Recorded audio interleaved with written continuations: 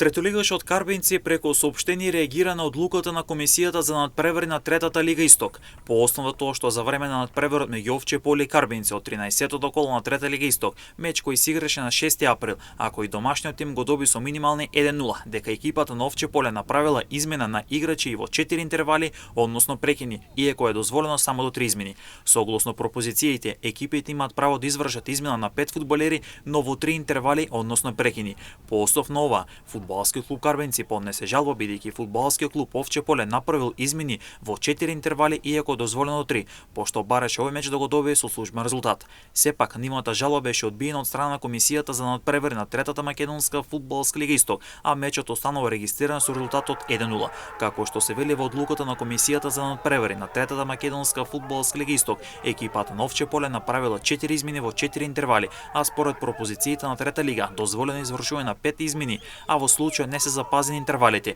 зашто според тоа како што велат од Комисијата за надпреварување следува автоматска казна, но не и губење на надпреварот со службен резултат. Дополнително представник на фудбалскиот клуб Овче поле, делегатот на надпреварот се предава на дисциплинска комисија на Третата македонска фудбалска лига Исток. Сепак на ваквата одлука фудбалскиот клуб Карбинци ќе поднесе нова жалба, нова правостепена одлука на Комисијата за жалба на Третата македонска